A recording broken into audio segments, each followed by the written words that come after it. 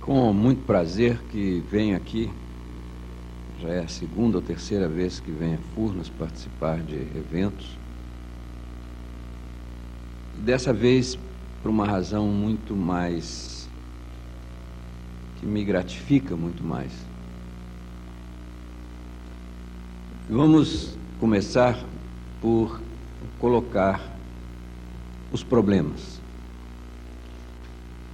O primeiro problema que nós temos é despertar o país para o fato de que 32 milhões de brasileiros e brasileiras estão na indigência. Este é o primeiro problema que o país tem. Um problema que apresenta um enorme risco.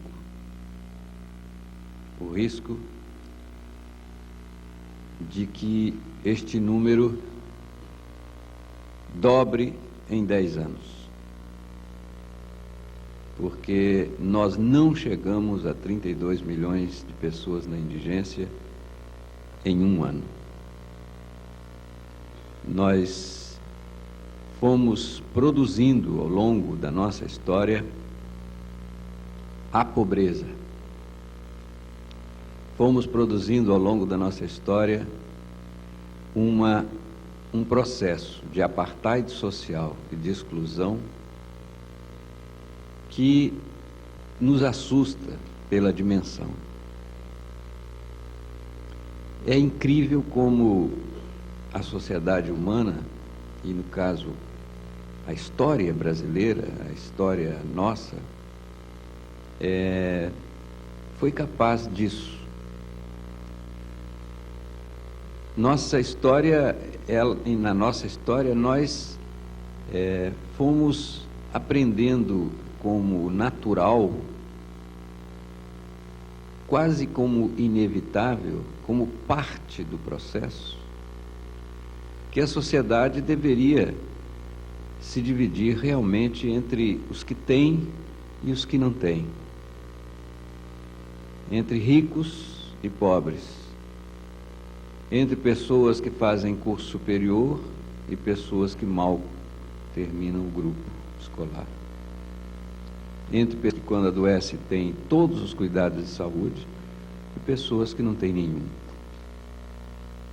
entre pessoas que trabalham duro, levantam às 5 da manhã, tomam um transporte coletivo que parece mais um escândalo de atentado às leis da física, e pessoas que levantam, tomam seu automóvel, vão para o trabalho, voltam. Foi assim que nós somos educados. Nós somos educados de tal maneira que quando a gente sai à rua e vê todas essas diferenças, a gente volta para casa e diz, bom, este é o país. Assim que é o mundo. Eu me lembro que quando eu tinha minha militância católica, a gente poderia encontrar até aquela frase do Evangelho que dizia, pobres sempre tereis entre vós. E havia inclusive alguns padres que falavam nos púlpitos sobre isso, sobre os pobres. E alguns diziam, vejam os dedos das mãos, os dedos são diferentes. Tem uns maiores, tem uns menores. Nós nos acostumamos com isso. E o Brasil, até os anos 80, produziu exatamente esse retrato. Uma sociedade naturalmente dividida entre ricos e pobres. Claro que os ricos eram muito menos, os pobres eram muito mais. Mas alguns até ainda faziam teorias dizendo que sobre a cordialidade do brasileiro. É que o nosso pobre não é furioso, nosso pobre não é revoltado, nosso pobre não é bravo, nosso pobre é cordial. Diziam, quando eu vou pelo interior, que entro numa casa pobre, com uma mulher com 12 filhos, com 15 filhos, ela chega e ainda te oferece café. te oferece o que não tem. Nós somos educados com isso. Eu fui educado nisso. Quando eu comecei a minha militância de esquerda, eu tinha o meu discurso de mudança estrutural, de mudar a sociedade. Havia todo o conflito entre capitalismo e socialismo. A gente lutava contra essa sociedade, mas na verdade a gente convivia bastante naturalmente com essa sociedade dividida em ricos e pobres.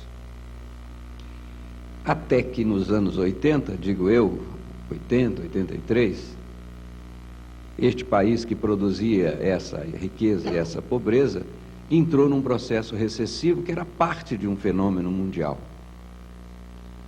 E na recessão aconteceu o que nós estamos presenciando agora. A pobreza piorou. A massa de gente pobre se deslocou para a indigência. E milhões de pessoas caíram na indigência. E milhões de pessoas começaram a descobrir que enquanto eram pobres, ainda tinham alguma coisa, mas que de repente elas não tinham nada. Nem emprego, nem recurso, nem comida em casa, nem escola, nem saúde. Tinham as praças e ruas para viverem.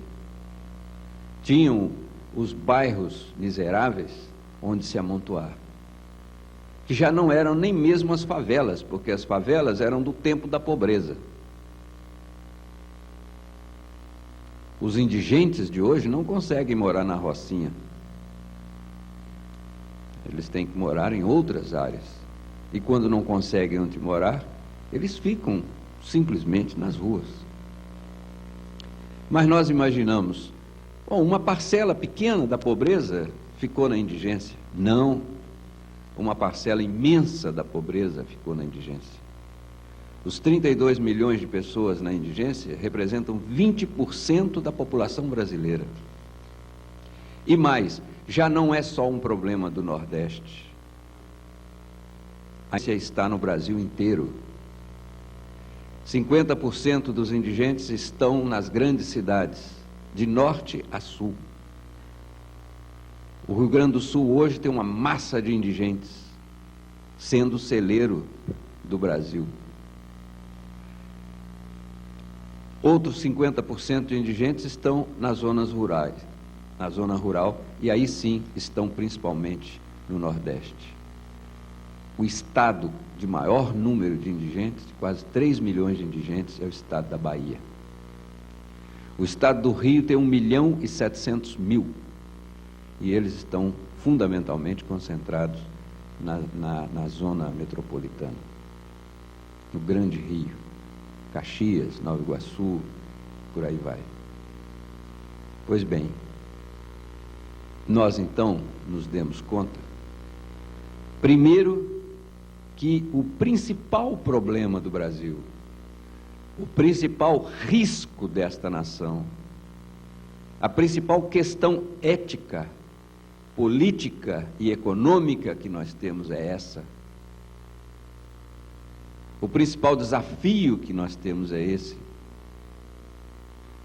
E que esta questão passa por cima de todas as nossas diferenças. O segundo risco, quer dizer, o primeiro risco é este problema, é a miséria absoluta, é a indigência, e acompanhado dela, o risco de que o país não veja, não sinta, não perceba que ou nós paramos esse processo, revertemos esse processo e erradicamos a miséria, ou nós não temos mais futuro como país. Os países também morrem, alguém já disse. E quando se chega a esse ponto, é muito fácil morrer.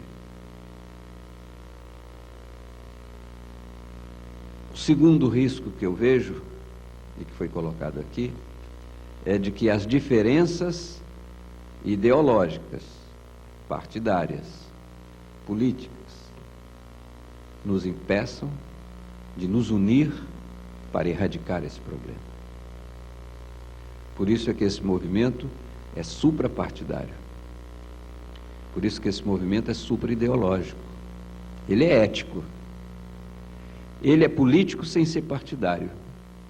Porque nós temos que mudar radicalmente a nossa sociedade para que seja erradicada. Mas ele não pode ser propriedade de nenhum partido, de nenhuma igreja, de nenhuma tendência, de nenhuma facção.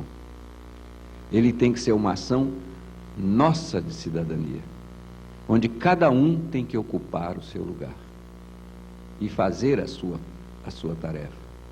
Mas para que ele não seja partidário, é preciso que todos os partidos participem. Parece um paradoxo, mas não é. Porque os partidos também não podem ficar indiferentes, não podem ficar ausentes da principal luta do país.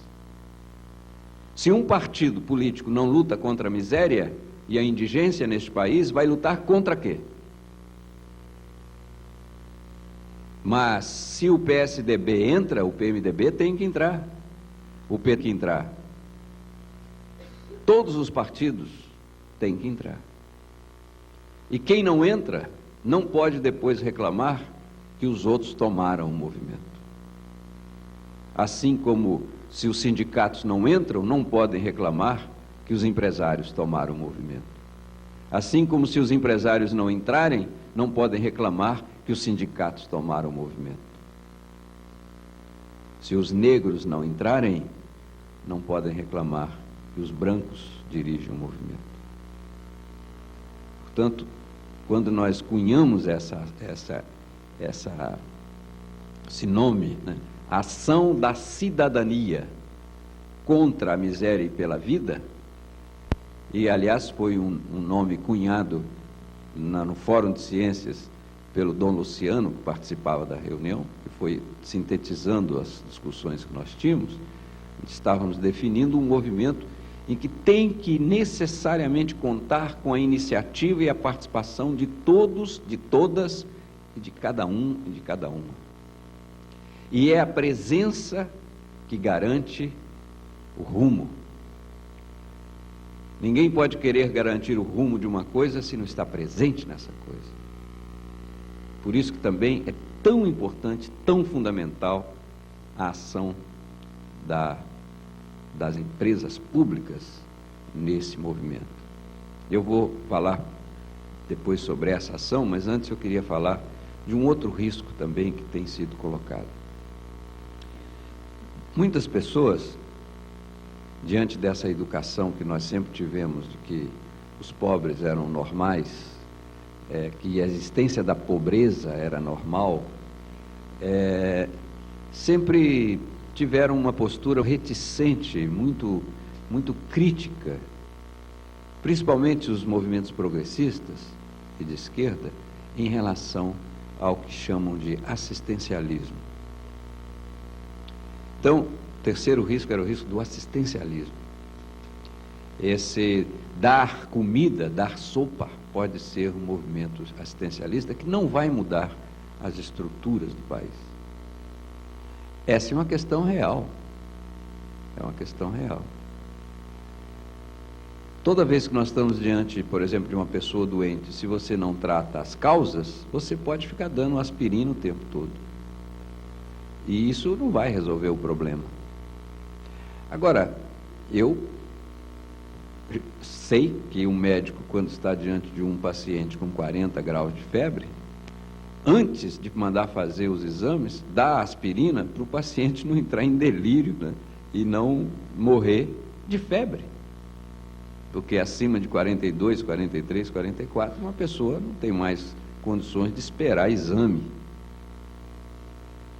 Então se faz a terapia, né, emergencial.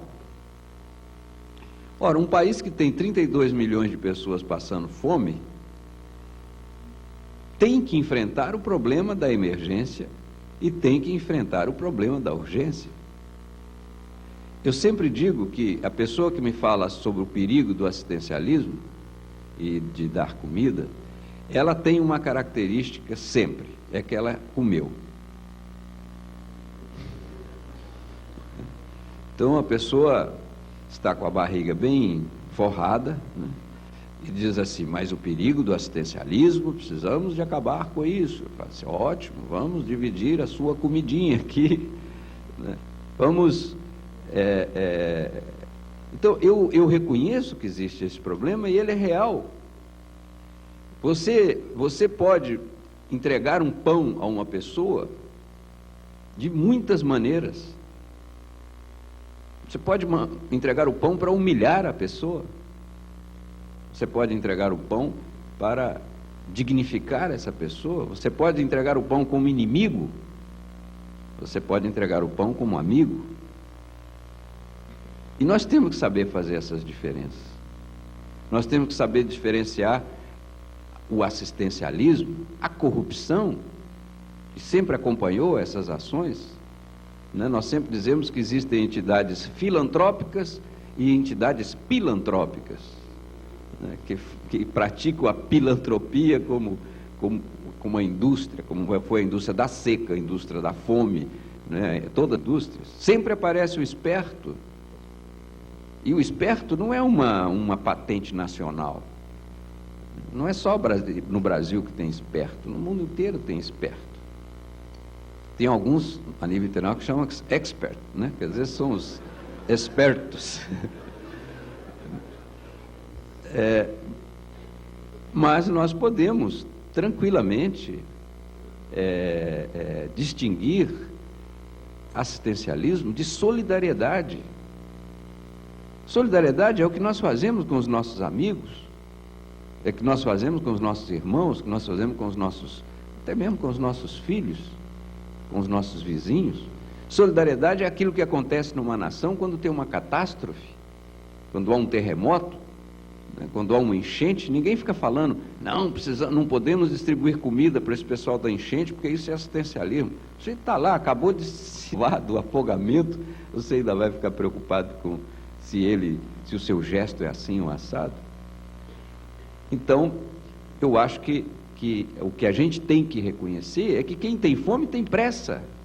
Eu não posso chegar para uma criança que está passando fome e dizer, não, olha, daqui a 3 meses nós acabamos de fazer um plano muito bem feito e nós vamos chegar aqui com uma reforma estrutural que vai te dar uma escola, o menino vai, né, escutando aquilo e tal, daqui a 3 meses ela está morta, simplesmente.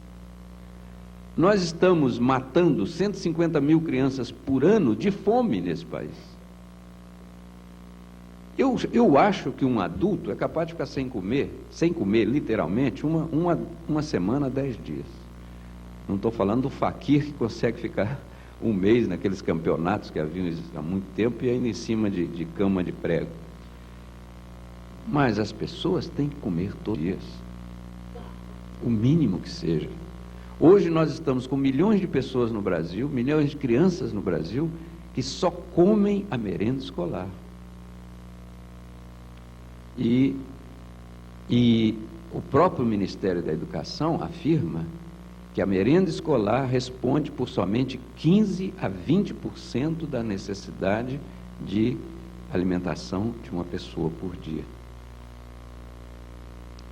Bom, então, é claro que o risco do paternalismo existe, o risco do assistencialismo existe, mas eu acho que o pior risco é o risco da indiferença, é o risco da frieza, da falta de solidariedade.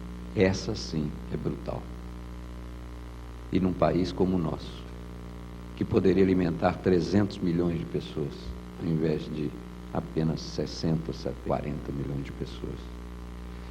Por isso é que eu acho que nós temos que estar de olho em todos os riscos, mas nós temos que estar principalmente de olho no desafio que nós temos pela frente de não aceitar mais a pobreza, não aceitar mais a indigência, de dizer que uma economia só tem sentido, só presta, só vale se ela existir para alimentar, educar e empregar todas as pessoas. Que um economista só vale a pena se ele tiver a cabeça para só pensar nisso. Que todas as teorias só prestam se elas servirem para resolver estes problemas. Que todas as empresas públicas, privadas, grandes, pequenas, nacionais ou internacionais, só prestam, só tem sentido, só vale a pena se elas contribuírem para construir um país onde todos possam ter o atendimento das suas necessidades fundamentais.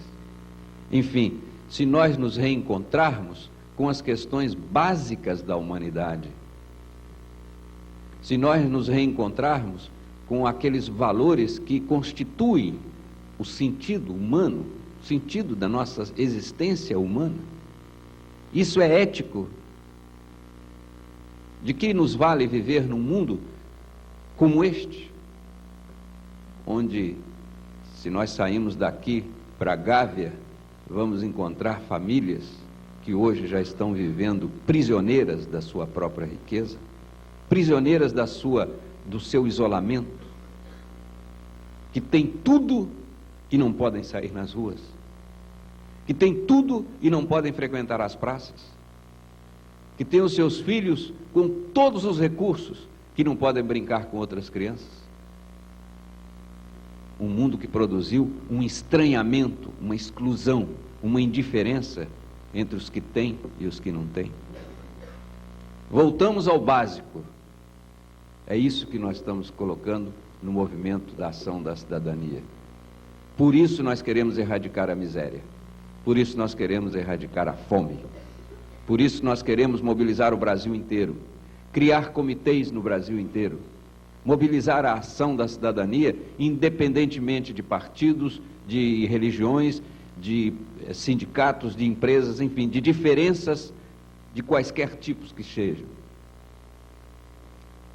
Mas para que isso aconteça é necessário que todas as pessoas que estão nessa sala, que estão na outra, que estão me ouvindo, que estamos aqui, sintamos e tomemos a decisão de que essa questão é de cada um.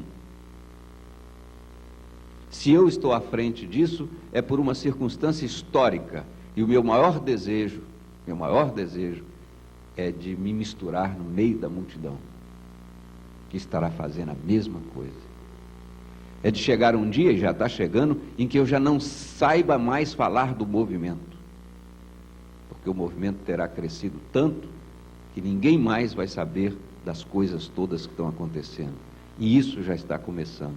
No início, eu falava de todos os comitês que existiam. Agora já não posso mais, porque nós já listamos mais de 165 comitês e a essa altura já deve estar por muito mais.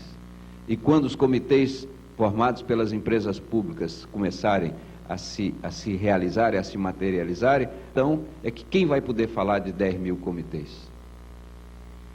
Eu propus ao Banco do Brasil que ele formasse 4.500, pelo menos um por agência. Essa é uma duplicata que eu tenho lá com eles. Eles têm um mês, mais ou menos, ou dois para pagar. As centrais sindicais vão entrar e dizem que vão fazer milhares de comitês. As igrejas também. Quando nós somarmos tudo isso, nós vamos ter milhares de comitês no Brasil. E que vão discutir, propor, fazer e tomar iniciativas autonomamente, livremente sobre o que fazer. O Comitê de Furnas vai dizer o que Furnas vai fazer, com toda a independência, liberdade e autonomia que tem, sem obedecer ordens e sem receber direções de quem quer que seja. A outra questão fundamental que está ocorrendo na cidadania, e particularmente nas empresas públicas, é a participação das associações de funcionários. É o encontro entre a direção que respondeu ao apelo, que se engajou no apelo, que está tomando iniciativas, e os funcionários, que como funcionários das empresas, mas e principalmente como cidadãos desse país, descobriram e estão descobrindo que é fundamental que a sua empresa tenha participação e que ele ou ela, como cidadão, tenha participação. A experiência mais anterior, a experiência mais antiga que nós temos, já tem 1 mês e meio, 2, de trabalho numa empresa pública é no Banco do Brasil. Já foram realizadas lá mais de 4 ou 5 reuniões das quais eu participei, só que eu participei. E em todas elas, todas as associações de empregados estão presentes. E o sucesso da ação lá dentro se deve ao fato de que o Cagliari, quando fala lá em cima, já se foi falado cá embaixo. O banco tem uma terminologia curiosa, que é falar na ponta. Né? Não sei se é de todas as estatais esse negócio de ponta. Né? Porque lá na ponta, a ponta é a agência, a ponta é o lugar onde as coisas estão acontecendo e tal. Então, na ponta do Banco do Brasil estão todos os funcionários. As agências vão se transformar em núcleos de formação de comitês. E vários comitês que nós temos listados nasceram já dessa iniciativa. Bom, finalmente eu queria falar dessa ação que nós estamos realizando em torno das empresas. Um dia nós estávamos sentados lá no fórum, com o Pinguelli, o André e eu, e nós falamos assim: por que a gente não faz a reunião das empresas estatais? Vamos chamar as empresas estatais. Aí falamos, vamos. São 3, o André é menos louco, mas o Pinguelli e eu, nós somos loucos varridos. Então a gente escreveu uma carta em nome da Ação da Cidadania e do Fórum de Ciência e Cultura, convocamos Vossa Senhoria a uma reunião. E mandamos o presidente da Vale, presidente da Petrobras, presidente de Furnas, Light e todas. E mandamos a carta e eu fui para casa. Quando eu cheguei em casa, eu falei, uai, eu sou mineiro, né, uai. Convocamos os presidentes das empresas estatais. Eu não sou presidente da República, não sou ministro de Indústria e Comércio, eu não sou ministro da Agricultura, eu não sou ministro de nada, eu sou um cidadão brasileiro. E eu e o Pinguelli assinamos uma carta convocando os presidentes. Ficamos com medo danado de que nenhum fosse. Chegasse na reunião, só tivesse o André, o Luiz e eu, né, e a imprensa para gozar a nossa cara. Mas a carta já tinha ido. E como você sabe, os Correios Delego funcionam muito bem. Então, o Correio entregou as cartas para todos, e tinha enviado fax também. Aí fomos para a reunião no Fórum de Ciência e Cultura e a sala estava cheia. E estava lá, em persona, né? Em persona estava o presidente da Petrobras, estava o presidente de Furnas, o presidente da Light. E mais representantes enviados pelos presidentes de 17 empresas. Aí nós ficamos, né, entre extremamente contentes e assustados, porque nós estávamos lá, na verdade, com o PIB na nossa mão. Vocês nunca viram um PIB assim reunido, pois nós vimos o PIB reunido, né? A Vale do Rio Doce e tal. E minha imaginação, eu ficava imaginando aquele PIB fantástico, né? Isso aqui resolve o problema da fome e da miséria de uma vez. É só a gente cantar o hino nacional e declarar o fim. Tivemos uma reunião excepcional, do ponto de vista da participação. Daí se constituiu uma segunda com representantes das empresas, e aí não os presidentes, porque falamos, não, os presidentes já não precisam vir, pode mandar os seus imediatos, né? Mas vieram muitos na segunda, não dava para contornar, quer dizer, funcionar uma reunião tão grande. Nela ainda tivemos o fenômeno fantástico, que é o governador do Espírito Santo resolveu que ia, na reunião, e nós ficamos saber, bom, a reunião não é de governadores, a reunião é do setor público, mas ele foi da Vale, então, bom, então ele vem como alguém que já é ex-funcionário da Vale, né? E ele acabou vindo, participando, porque ele trouxe algumas representantes de empresas do Espírito Santo, e aí foi que eu senti realmente, estou convencido disso, eu senti a força que tem essa hipótese, a força que tem esse movimento, a capacidade que tem esse movimento de mobilizar as pessoas, muito mais do que nós mesmos imaginamos. Essa capacidade está ultrapassando a minha imaginação. E aí o que se está querendo? É que cada empresa, sem sair da sua missão específica, dentro da sua missão específica, encontre aquelas áreas, aquelas atividades, aquelas possibilidades que ela pode fazer para erradicar a fome e a miséria, a partir dela e de uma ação em sinergia com todas as demais. E pela primeira vez, as empresas estatais se reuniram para ver como que elas juntas podem ser empresas públicas. Eu acho isso um acontecimento de grande importância, inédito. Então, se tem a Embrapa, que sabe como criar peixe, e tem Furnas, que tem água, por que Furnas não pode produzir quilowatts e peixes? Furnas vai se transformar em uma grande, produtora de peixes. Ela vai ter que continuar produzindo energia, porque peixe não precisa de luz, mas nós precisamos. Mas por que as águas públicas ficam sem uso útil num país que pode alimentar toda a sua população através do peixe? A China mata a fome em grande medida através do peixe. E não é fome de 140 milhões, não. É fome de 1,2 bilhão de pessoas. Ontem eu estava com o professor Luiz Pimenta, que está fundando a Universidade Estadual, fundou a Universidade Estadual de Minas, que me disse até que fez um convênio com Furnas sobre a questão do peixe, e ele hoje só pensa em peixe. Só pensa em peixe. Acho que se ele pudesse, ele vivia numa banheira já para aprender a situação lá. Então, ele estava contando a experiência da China, né?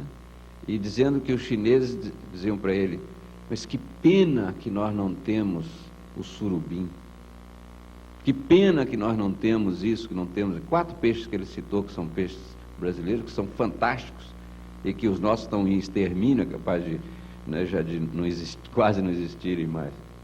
E mostrando como se pode transformar, criar, em 90 dias, se cria peixe. Bom, eu espero que no nosso programa, daqui um tempo a gente possa falar do maior produtor de peixe do Brasil, Furnas, e ali em Três Marias. Vamos ter um problema de exportação de peixe para a China com o nosso trabalho. Bom, esse é só um exemplo.